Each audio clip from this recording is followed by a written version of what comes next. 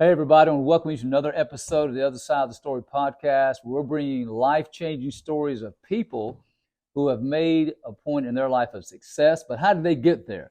We want to inspire you, challenge you, motivate you, and we want to help you. And today we have the right lady. Victoria Brown is with us today. We are on location in Victoria's School of Cosmetology.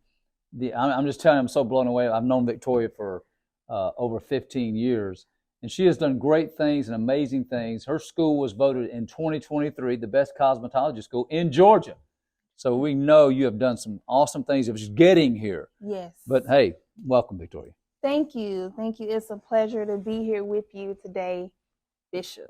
Yes. And so just going back, I know some about what you started, but people want to make sure they understand where you come from and that. So think back to when you were maybe a child or when you were a teenager. What principles maybe you learned, or maybe something your parents taught you, or you learned in school, whatever, that got you thinking about, you know what, I want to be a businesswoman one day? Was anything like that happen? We grew up on a farm. Okay. So my grandfather was a farmer, and we felt like we were underpaid, overworked. Yeah. So I would like to say that our work ethic came from being in the field and doing work, and just the push through of doing it when you don't feel like it, but yet at the same time seeing the crops grow just in harvest and flourish and turn into a profit and dinner, on Sunday morning. How old were you when you were working on the farm? Oh my God, I think we started like 6 or 7. Oh my God. Yeah. All the way up throughout high school. Wow. Yeah. So you work hard on the farm now. Yeah, we did. We did work farm. Okay. But I do also believe that has a lot to do with the legacy of who I am today. So from the part of learning that principle of hard work, I think that's needed today in this culture somewhat, just hard work, making it happen. What happened after that when you left the farm, let's say? So we left the farm, I entertained a couple other, avenues. I wanted to be a teacher, and then I decided to go to school for cosmetology. And my mom was actually, a cosmetologist, and she did hair from home because we were young. And she missed passing her state board by 2 points. So back then, she didn't have a driver's license. She had to get on the Greyhound, go to Atlanta. You had to have a live client, a live model, and you had to actually take your test on a live patron. Wow. So with her being just 19, she's like, I don't want to do it. It's just too hard. And she never pursued it as a career, but it was a passion of mine. So in 2005, 18 years ago, I just picked the ball up and never looked back. So you saw your mom, doing hairstylist. What age was that? How old were you then? I was elementary school age, so I would say 7 or 8, something like that. And kind of speak to real quick, Victoria, about the influence, because you have children, the influence parents or somebody older can have on us. Apparently, that had on you, right? So how does that work? Absolutely. I think it has a lot to do with the relationship that you have with your kids. And not only that, you seeing what they are passionate about and pushing them in that direction, because a lot of times as parents, we have things that we want them to do, but they have their own lives and their own passions and gifts from God. And I think when we recognize them at an early age, we're able to groom them into who God really created them to be. That's good. That's good advice. I like that. Not pushing them into something. So your mom didn't push you, but the passion started getting in you. It did. It did. And so when she kind of left that mantle for you, per se, so how old were you when you said, you know what, I'm going to pick this up, I'm going to start doing this? And I guess you did it started full time? I did. I was age 21 when I started, and I knew that I didn't just want to do it like she did it, which was I call it a kitchen titian. Yeah. Someone that was just in the kitchen and never made it a business. I knew I wanted to be a businesswoman, and I knew I wanted to own my own salon as well. So every decision I made, I made sure that it lined up to make that come true for me. That's a great principle you just said. So you, at a young age, you're getting this passion. it speaks to people that are listening right now and watching that have something in them, maybe don't know how to get it out of them. But you started having that passion. But then you said something that's so powerful. You started making the decisions that was aimed toward owning your own business. What were you doing? Absolutely. I knew that I wanted to know how to do all types of hair. Okay. So I made sure that when I picked a salon to work in, I worked in a salon that was multicultural, Okay. where I could get the experience of not only cutting hair with people that look like me, but people that didn't look like me or didn't have naturally curly hair. That way I wouldn't have a limit on my money. It's good. Just being honest. Yeah. Yeah. And so you saw the opportunity. I did. And I knew that I wanted my salon to look the same way. So I made sure that I stayed in those types of environments. That's so important because a lot of people miss that, right? Miss that opportunity of seeing the potential. Absolutely. So speak on for a second how you realize there's greater capacity maybe in you than just staying to one clientele. Talk about capacity for a minute. Well, I knew that if I stayed with one group, I was going to limit myself in what I could do. I always deep down inside saw myself as an educator.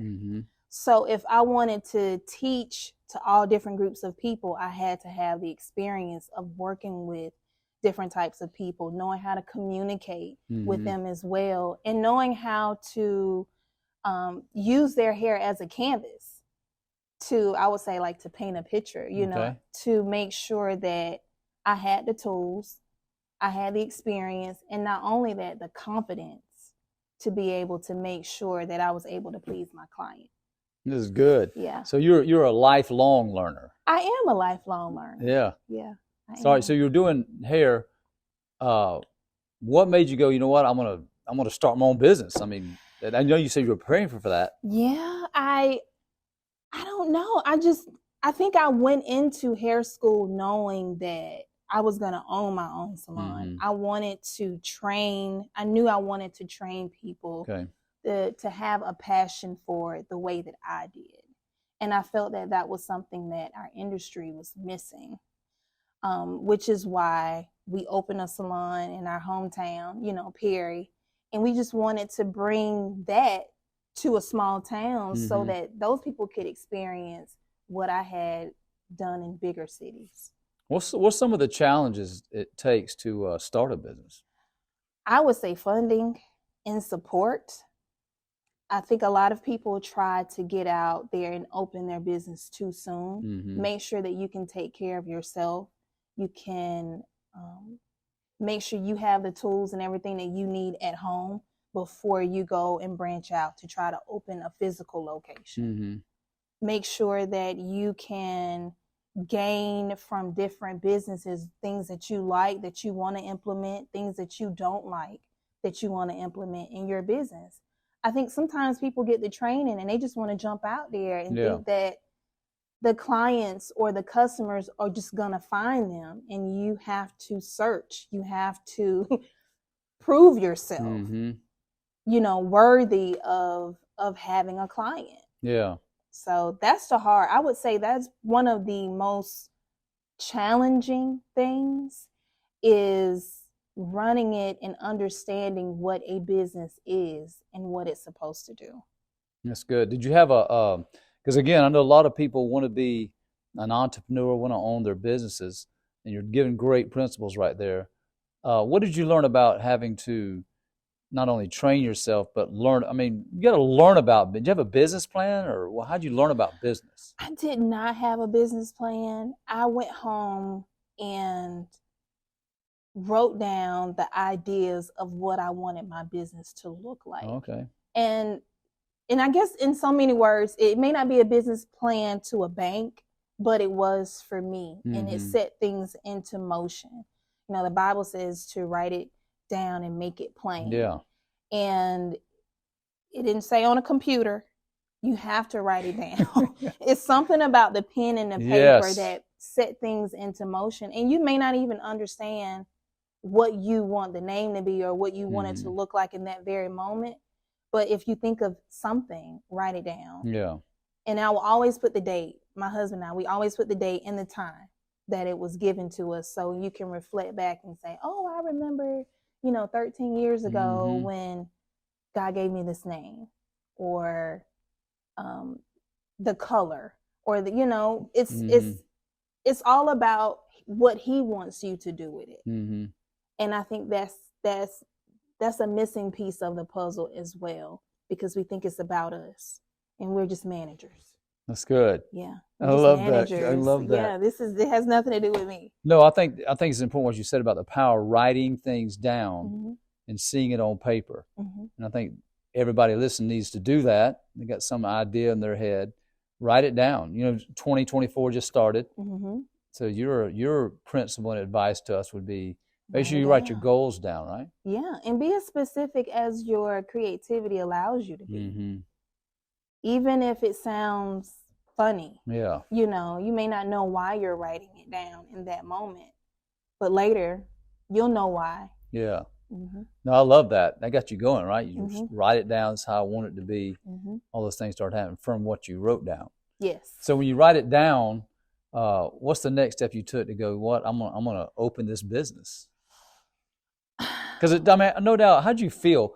Was you fearful? Tell us how you feel, because that's the whole thing. I was so fearful. I didn't really know what to expect. Actually, I knew I wanted to open a business, and then I moved into a salon that was absolutely gorgeous. And it had everything that I thought that I would have wanted in my salon. And I said, I'm never leaving. Like, this is perfect. Yeah. And then God fired me, because to this day, I have no idea why I got fired from this job. Wow. And I just came in one day and they just told me I need to pack my stuff. And well, how'd that make you feel? I was devastated because it was on a Friday. You know how Fridays, the weekends are in a salon. I had nowhere to go. And I remember saying I lost sight of the vision. So the next place I went to, I said, hey, I will never forget, it was around Valentine's Day of 2008. And I said, hey, I'm only going to be here 6 months. If you don't want me to work in your salon, that's fine.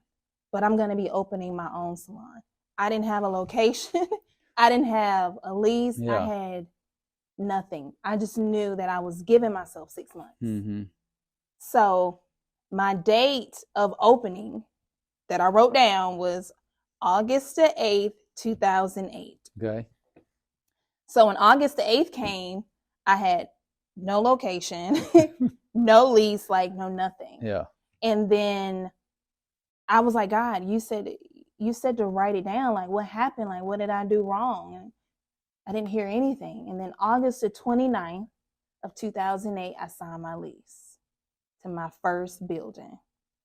And I was not happy with the building at all, because it was not what my vision was for me. But you cannot despise the days of small beginnings. Yes. So I was there 8 months, and then I moved into a bigger location, and then I was there for about 1.5 years. Then I moved to a bigger location. I was there for 4 years.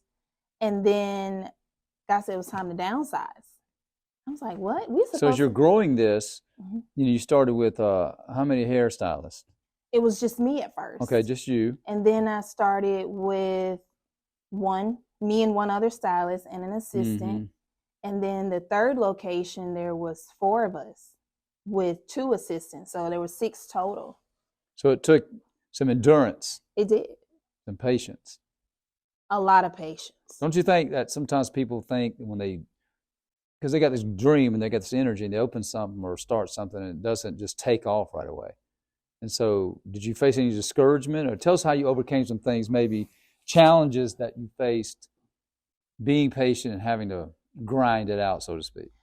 In the middle is when you're discouraged the most, because you've taken the first initial step and then you get in the habit of God showing you how to do it one way, and you think he's going to show you that same way every time, and he doesn't do it that way. So it's like you're in this hallway, and you have to understand that you're on time. And I had to learn that I'm right where God wants me to be. So I started to journal and write down things that I was grateful for in that moment.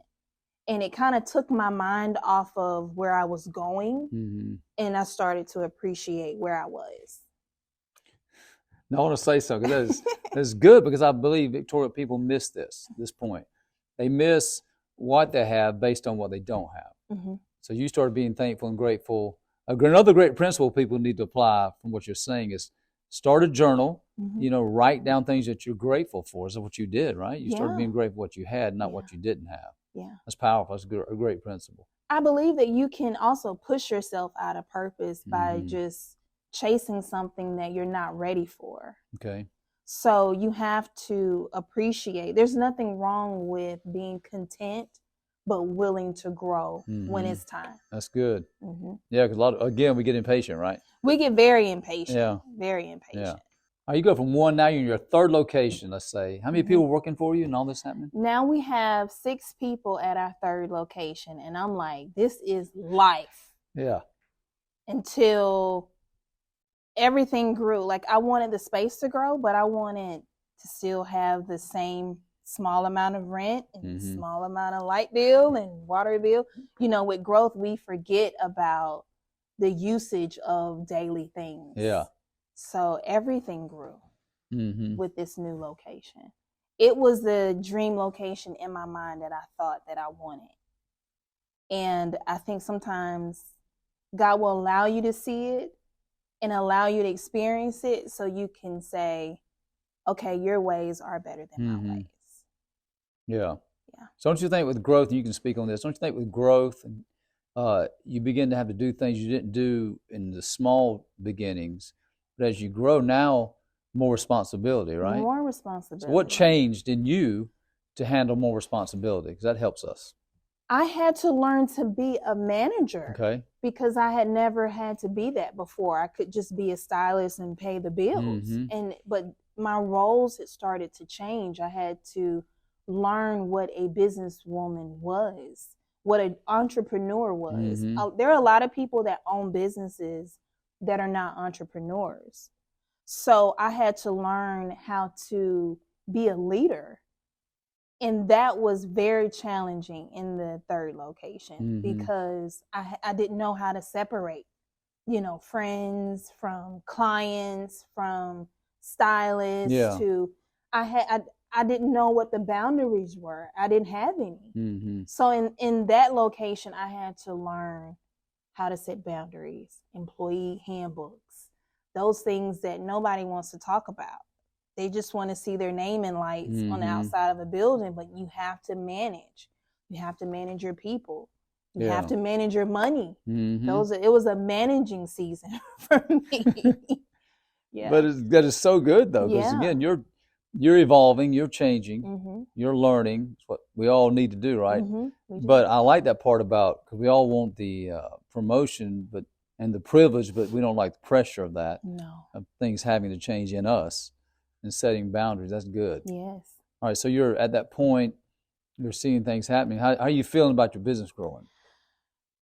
To me, in that moment, it felt like it had grew too fast, even though it was what I thought I wanted from the very beginning. And now I see why it took me so long to get there, because I would not have been able to handle it had I went from renting a booth somewhere or working somewhere to this huge location. I mean, it wouldn't have worked. Yeah. It wouldn't have worked. That's good. Yeah. We need to tell people that, right? When you say, look, what you want, maybe you're not ready for, but preparation, growing, what you're teaching us, training, capacity, learning responsibility, it prepares you for more. It does. So and just working through, I tell my students that there's no such thing as mistakes. It's discoveries. You just discover what to do different the next time. And there was a lot of discovery moments in that location. Yeah. Some cost us too. Yeah. Well, okay, tell us about that. Some things that you learned, that, because we all scared to talk about, well, I made a mistake here, or we think, the term, I ain't saying failure, but things we had to have setbacks on. What did you learn about yourself, and what did you learn through some things maybe like that? I learned about myself in that moment that I was not a good leader. Okay. and I didn't know how to be a leader without befriending people and setting boundaries and putting what my needs were first. Okay. Right. And that means if this is my schedule, then I need to stick to the schedule. You know, if my boundaries are I need booth rent by this day, then I need it by this day. And not allowing people to finesse. Yeah. Oh, well, I don't have it today, or I don't have all of it today. You know, those are managerial skills that you have to have in business. Setting it, you know, setting those boundaries and sticking to them. Setting rules. Yeah. Yeah. So now at this point, because again, I love this. Now people may be treating you different, looking at you different. How'd you handle that? I had to let some people go because, you know, everyone is not ready for your growth. Ooh, say that again. Everyone is not ready for your growth. That's good. Or willing to grow with you. Right? Because if I'm growing and we're together, then you have to grow as well. Yeah. Especially if we're in this together. And a lot of times people are not willing to. And it doesn't mean anything negative. It just means they're not willing to, or they're not fit to grow to the capacity that you're called to grow to. And in that moment, you have to just say, okay, and cut your losses and move on. You know, I really, this is so good right here, because I guarantee there are people going into this year that are stuck or not growing to their greater capacity because they're allowing, you know, people around their life that are not changing and not growing with them. So you just taught something powerful. I just want to make sure. You have to. I want to reiterate that. That's powerful. Yeah.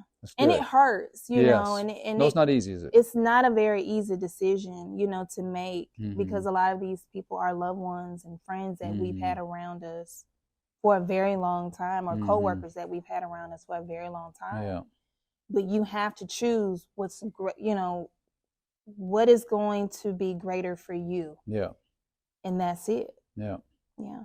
So you're about to downsize right here and go to your fourth location. Talk about that. I didn't. How many long you been in this by this time? By this time, it's 12 years. Okay.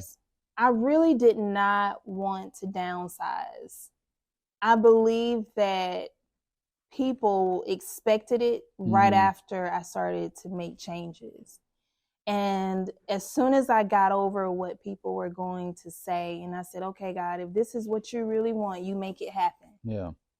And I didn't know that my neighbor was looking to expand, who also owned a salon. And I was looking to downsize. So we just switched. Okay. So we were 2 doors down from each other. Wow. We had the same landlord, and we switched. And it could not have been a more seamless process. I didn't know that a year later, my husband and I, we were going to be pregnant, you know, with our son. I didn't know COVID was coming. Right. You know, all these different things that were ahead. I had no idea why God was asking me to downsize. So I was getting comfortable in this smaller space because I'm like, yeah, I can handle, you know, I feel like I can handle this. I can move how I want to move. I can honor my schedule better. You know, those things weren't luxuries before, but now it was becoming a luxury. Freedom was becoming a luxury because I didn't have all the overhead anymore. Oh, stop. I love that. These statements are just, you know, going off in me. Yeah. Freedom becomes a luxury. It does. Yeah. It does. I feel that people shouldn't chase the money. It's the freedom that is what we're really after. Yeah. And you can't put a price tag on it. And so in the fourth location, oh man, it was nice until. How long did you stay there? We were there 4 years. Okay. So by this time, you're now, I don't know, 17 years into this. And I will say this to somebody listening because it just hit me, is that you had a neighbor 2 businesses down, whatever, 2 doors down, that was the answer to what you needed. So there's somebody, again, listening or watching, I want to encourage you that what you're needing is already around you. You just don't know it yet, but God will reveal it, right? Yeah. Well, good. And we didn't even communicate Isn't with that each other something? about it. That's so powerful. Yeah. So what is anything stirring in you now? You're comfortable. Yeah. You're in the same town, Perry, Mhm. Georgia, and you feel what? After I had my son, I just did not feel the same behind the chair.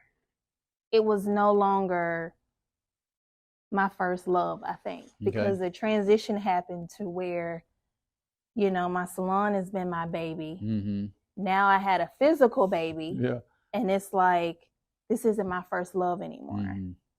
And I felt the nudge I almost felt guilty for feeling that way. That's a good point. I really did. But I knew that change was coming soon. Mm-hmm. I just didn't know exactly when. What kind of change were you feeling? I mean, you're the owner of a business. Mm-hmm. You're successful. Longevity. A lot of people don't make it past the first 2 years, Mm-hmm. but longevity in a business, and you're secure. So where'd you feel like the change was coming at for your life? I spoke in 2006 that I was going to open a cosmetology school. And I told my mom. She was the only person that knew about it besides my husband when we got married. But You said this in 2006. in 2006. And in 2006, you don't even own a business. No. Keep going. Yeah. Okay. So that was always, everything always turned back, turned to that. Like that was always the end goal for me. I felt uncomfortable. It was almost like labor pains. And I'm like, okay, why am I feeling this way? I've never felt this before. Like maybe I just need to go to a class, and maybe I just need to listen to some motivational stuff, and it'll jumpstart me, because normally that has worked. Or go to a hair show. Okay. Normally that has worked. Yeah. And then, now here's COVID and everything shut down. And my son was 3 months. I just got back. I had been at work for 2 months from, coming off of maternity leave. Mm-hmm. And I didn't know what to do, but I was at peace. I was more at peace during COVID than I was on maternity leave. What do you think was the cause of that? I think the cause was everything was shut down, and I got to hurry up and get well to get back to work. Mm-hmm. It was, now I can just be a mom. And because my love for it was not the same, it's almost like it didn't matter in that moment. Yeah. So you're feeling stuff shifting inside of you. It's just shifting. About your passions. And yes. Okay. And when I was home with him, I'm just cleaning, cooking and cleaning. I'm like, oh man, I could probably get used to this. That's what I'm thinking. And I see the name, the Beauty Academy. And I'm like, God, what is this? And I said, well, I don't like that name. I like the Beauty University. Yeah. And in my mind, I'm just, throwing things out there. So the first thing I did was went to the Secretary of State's website to see if the LLC was available. It was available. YouTube handle, it was available. Social media, everything. Website, domain name, everything was available. And I said, well, I really don't like that name. I like the Beauty University. So when I put that in, everything was taken. And I said, okay, this is the name you want for the school. Okay, I got it. And I wrote it down. And then I reserved the LLC and the YouTube handles and the social media handles. I had no location, no money. I paid for the domain name for 20 years because I didn't know when God was going to do it. I said, okay, well, at least we got the website. Yeah. I didn't know anything. I just said, okay, well, I'm just going to do the paperwork. And not knowing a year later we would find this location. But let me stop you and say, you started out that way, writing things down, didn't have no money, didn't have no backing, started your business. Now it's kind of like full circle. You're back at the same place, but it's about to be something greater. So and I never stopped writing about the school. Okay. I never stopped, even in between. Yeah. I never stopped writing about So do you feel like your experience helped your faith? I believe so. Does that sound right?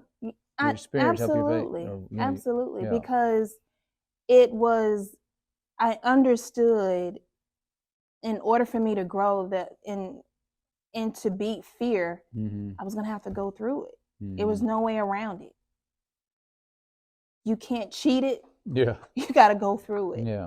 And most of the time, what's on the other side, or things that you think that are going to happen, that fear tells you to keep you, to stunt your growth or paralyze you, never happen. It never happens. So you made the move. We made the move. Made the move, and you gave up. Tell us about how you felt giving up. You're comfortable. You're secure. I was not happy. So you weren't happy. That's maybe a trigger. Yes. Side you going, wait a minute, this is not doing it no more. I was not. I think a lot of people listening are like that. I think comfortable, so. secure, but maybe not happy. Maybe not happy. Okay. This was a dream, like I said, since 2006. But in my mind, and this is going to sound crazy, I said, well, I'm going to retire from behind a chair, and then I'm going to do that. Like, and when I do that, I want to be, I want to be in my 50s, and, it's okay because I've had surgery on my hands or something, and I won't be able to do hair anyway. Yeah. This is just how I was thinking. And this could be my last resort. And I'll open my school and I'll just retire. And when God said it was time, then I'm like, no, wait, it's too early. I don't want to be this young to open a school. Yeah. I didn't. I just felt like I wasn't ready. I'm like, I need more training. I'm not capable of doing it. And he said, I know. This time I'm going to do it. So I think when I owned the salon, he allowed me to do it the way I wanted to. But when you truly get in a place to where you say, okay, God, I need you to lead me, I think they underestimate that statement because you don't know what's in front of you. When you read the passage and you say, be a light unto my feet and a lamp unto my path, there's darkness. All you know is the next step. You don't know how far you've come. Yeah. You don't know how far you got to go. Yeah. You're just going. And to be in that position, you have to truly rely on God. And when you say yes, it's dangerous. Yeah. It's dangerous because you just don't know what's on the other side. But you do know you're going to come out and you're going to come out on top. That's good. So you're at the place you're ready to let go of that, and you do. And you find the location we're sitting in now, which is beautiful. So you started with nothing. Tell us how you at a place now, because like I said, the introduction of you, this school was voted 2023 the best cosmetology school in Georgia. But yet you started, 2 years ago? Yes. With nothing. So nothing. Give us some quick stuff. That's crazy. So we moved in December 2021. Okay. And we got our school license in May of 2022. We had our first class August the 8th, 2022. And it didn't really click. That date means something. You gotta remind everybody. Go ahead. That date means something because that was the date that I said I was going to open my salon, in 2008, however many years that is. Yeah, right. And God said, okay, I'm going to do it. I'm just not going to do it the way you think I'm going to do it. It's amazing. And he didn't. And to me, it was like, so you didn't forget about me. So even though we say things, it may not be for one thing. It'll be for something else. That's good. So you start with no students. How do you get students? I don't know. How do you get students? Social media. Social media. We started with 5. We had 5 cosmetology students and 5 nail techs. They were at night. And I honestly, it's a blur because I'm just going through it. Like I'm launching a nail program. I had no nail tech teacher. Like I got her literally 2 weeks before class started. Wow. Miss Stanley. Wow. So it's definitely spiritually led. Like this time it's different.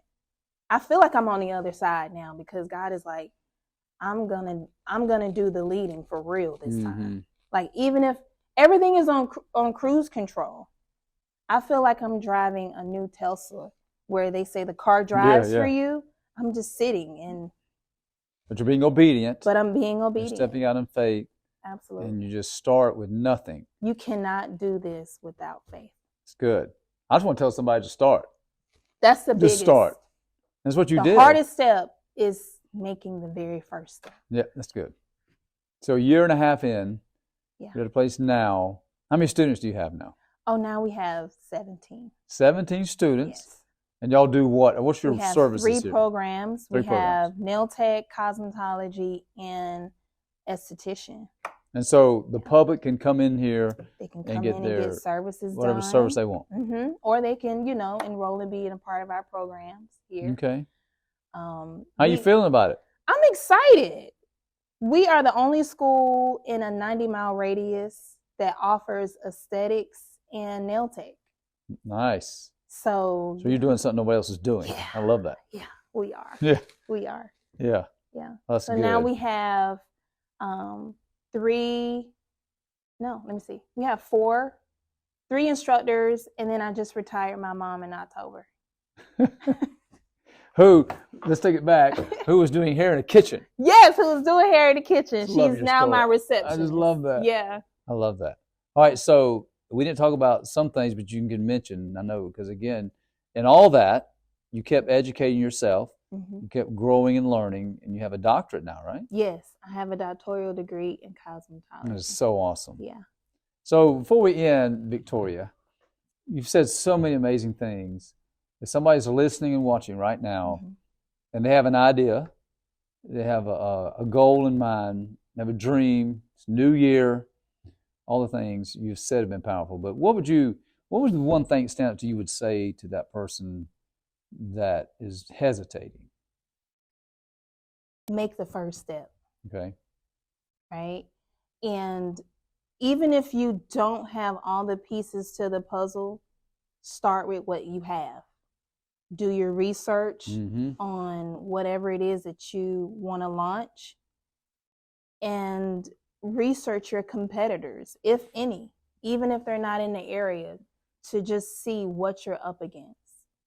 That's good. And write it down. That's good. Yeah. Before we close, how can people follow you or get resources from you or whatever, want to make connections with you? We are all over social media at the Beauty Academy LLC. Okay. Our website is www.thebeautyacademyllc.com. Nice. We're located here in Byron in the Peach Shops. Not hard to find. That's good. Yeah. Listen, you got to come check this out. You're watching, you want to be a student, want to be in the hair business. This is a place where you need to be. Yes. Victoria, thank you so much. You're welcome. Powerful story. Celebrate what you're doing. Great things ahead of you. Yes, sir. Thank you. It's my pleasure. Bless you. So remember now, you got to like this, follow this, subscribe, share this with somebody because it's going to encourage them and motivate them to get started. All right? See you next week.